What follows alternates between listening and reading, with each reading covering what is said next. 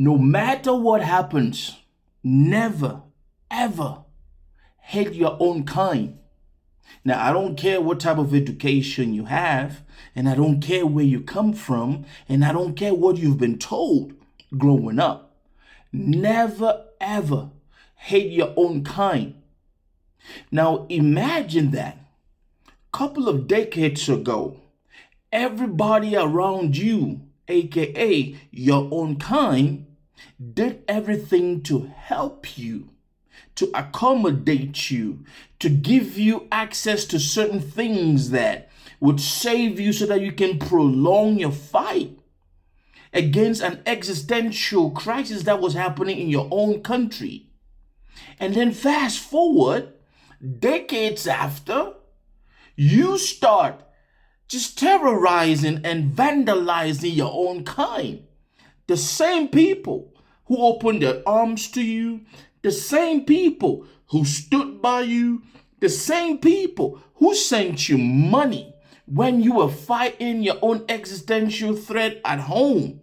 And then decades later, or today, you'd sit out on camera all over social media and say with your chest out that go back home.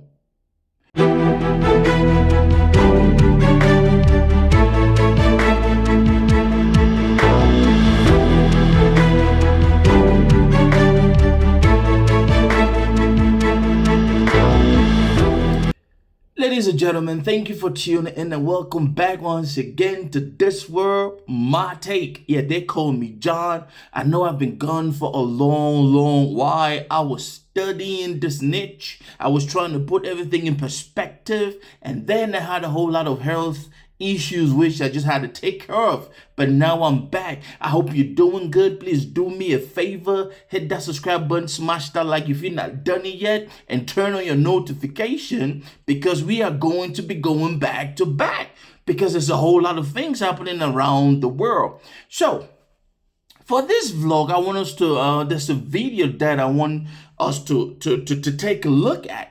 And if you do not know, while everything is going on the media about Iran this, Lebanon that, Donald Trump this, and so on and so forth, there is a sad situation unfolding in South Africa. Yes, this unfortunately is not the first time we've had these episodes of this same situation, but now it's starting to look like a sinister plot which everybody around Africa is scratching their head and wondering what the heck is wrong with these people. And if you don't know what I'm talking about the xenophobia that is taking place right now in South Africa. Yes, the country of Nelson Mandela. I know that some of you young cats, you might not even know who Nelson Mandela was, but this was a man who gave his life for his people in South Africa.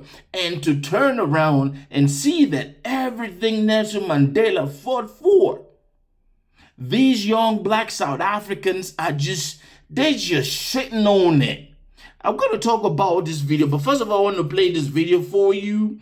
And this video is actually a reaction from a brother in the diaspora who clearly cannot understand why in this day and time Black folks will be hunting down and unaliving fellow Black folks who are in their country fighting for crumbs under the disguise of they are taking away our jobs. This doesn't make sense. Before I go any further, let me play this video so that you can watch.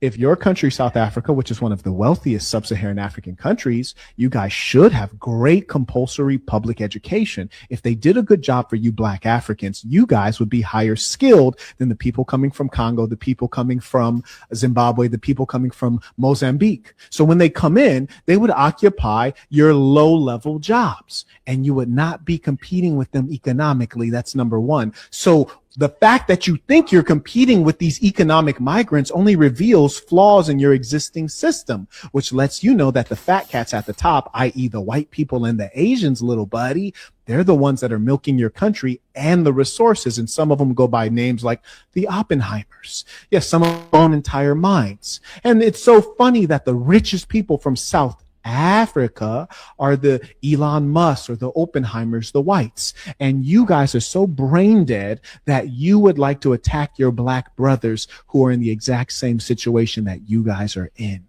That's true stupidity. Well, ladies and gentlemen, I don't know who that brother is, but you can see the pain in this man's speech. You can see the disdain. You can see the shock that a group of blacks who also migrated into South Africa. If you do not know, there are books from the 1400s talking about the migrations of the Bantus into that region we call South Africa today. But I'm not going to get into that, detail because it's going to prolong this. But bro, how do you explain that a bunch of black folks will be fighting those that are there for crumbs? How would you explain that a bunch of black folks who attack fellow black folks, meanwhile, they do not even own the economy of that country? It would have been a different conversation if black South Africans were like major power heavyweights in the economy in South Africa, but that is not the case.